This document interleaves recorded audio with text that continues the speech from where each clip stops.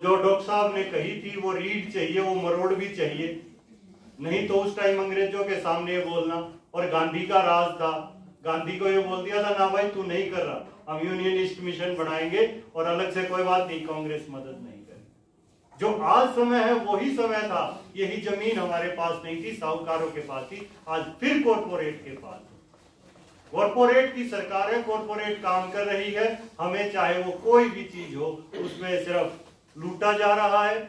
आज देख लो, इसी अडानी का मुद्दा जब पहले आया था, 1 साल पहले हिंडनबर्ग की रिपोर्ट आई तो ज्ञानव्यापी उठा दिया, आज दूसरा किसी मस्जिद का उठा रहे हैं। राष्ट्रीय लोकदल से नहीं, लोकदल से हूँ, राष्ट्रीय लोकदल तो बीजेपी का हिस्सा होगी।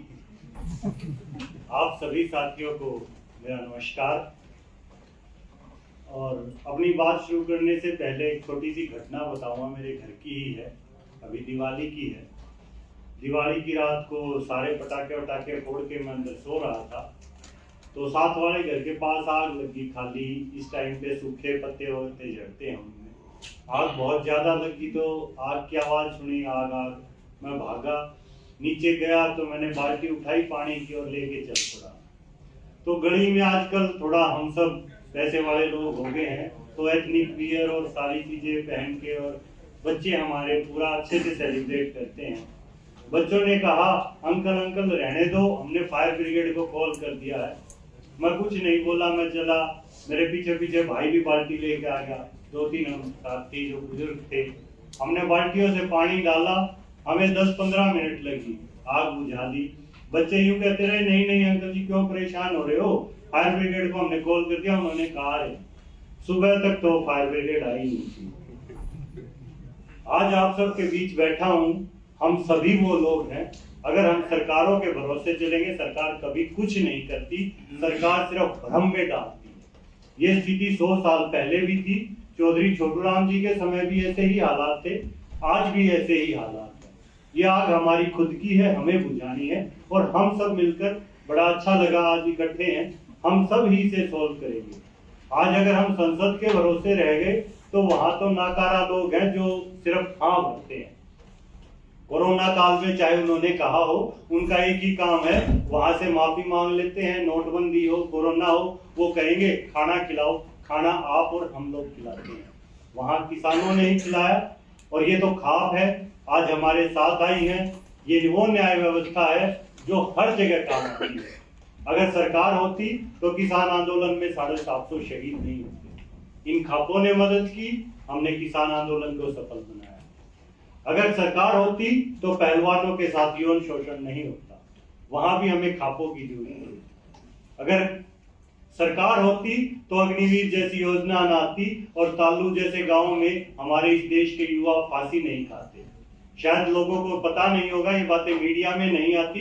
एक बच्चे ने अग्निवीर योजना से फांसी पे लटक गया था, और वो अपने जिले का सर्वप्रथम नंबर 1 रेसर था, अपने परिवार का भी था और इस जिले का भी था और इस देश का भी था। तो यहाँ आग लगे तो वो हमारे बुझानी है। ये देश भी हमारा है, ये लोग भी हमारे हैं, ये पेड़, ये सब कुछ हमारा है, लेकिन भ्रम ऐसा डाला जा रहा है हर काम ये सरकार करेगी, और सरकार निकम्मों की और चोरों की आ गई है। आज से नहीं, ये खाप व्यवस्था कभी से छोटूराम जी से पूछा था।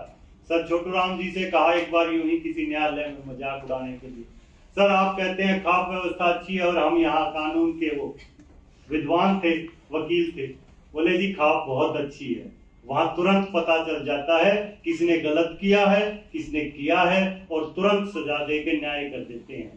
पता आपको भी चल जाता है, लेकिन आप लोग जो न्याय देते हैं वो झूठे गवाह खरीद के देते हैं, झूठे आधारों पर देते हैं, और उसमें समय बहुत लग जाता है। आज भी हमें, चाहे हमारे आंदोलन के शहीद हों या पुराने समय देखें, हम, मेरे भाई ने मेरे को बताया अभी जो यूनियनिस्ट मिशन क्यों शुरू करना पड़ा था, उन व्यक्तियों की बहुत खास बातें थी।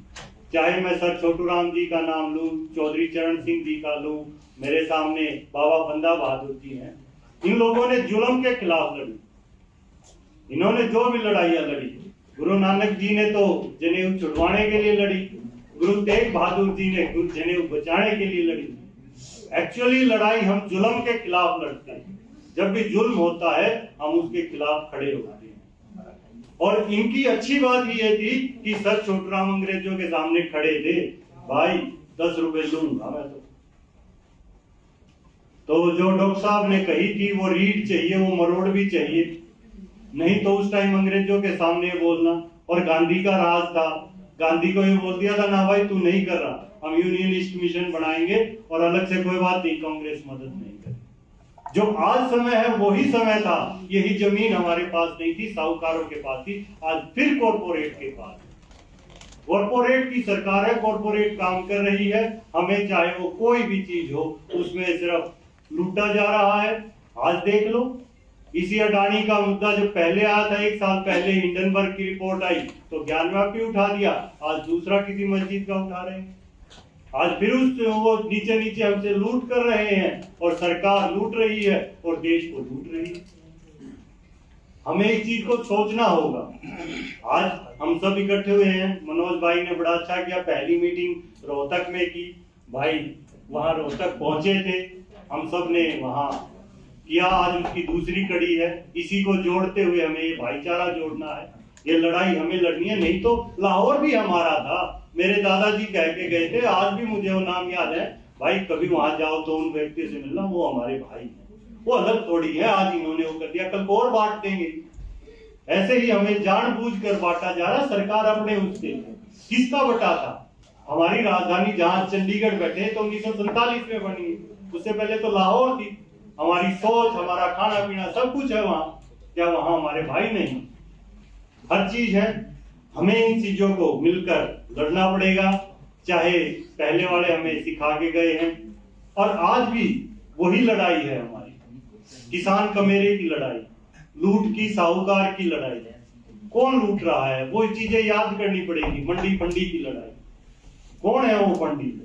आज दो, मैं तो खुलेआम कहता हूं, 2 गुजराती फंडी आ गए हैं, लूट रहे हैं, सरेआम लूट रहे हैं। कोई तो बात बता दे उनकी, कोई आवाज नहीं उठा रहा। क्यों? वहां पर सारे डरपोक संसद में, मैं कहूं क्या, उन्हें कायर कहूं क्या कहूं, कोई बोल ही नहीं रहा पॉलिसी के खिलाफ। आप देखें, इवन स्टॉल पर जाते हैं हम, नकद, इस देश की करेंसी को 50% डाउन कर दिया, नकद दोगे डबल देना पड़ेगा। क्यों दे भाई लोग?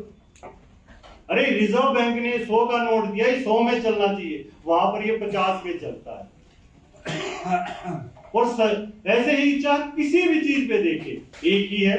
आज जो सरकार है वो कॉर्पोरेट की है और विपक्ष, मैं खुलेआम कहूंगा, एक ट्रेड यूनियन की तरह काम कर रहा, अपने हकों के लिए लड़ रहा, जनता के लिए कोई नहीं लड़ रहा।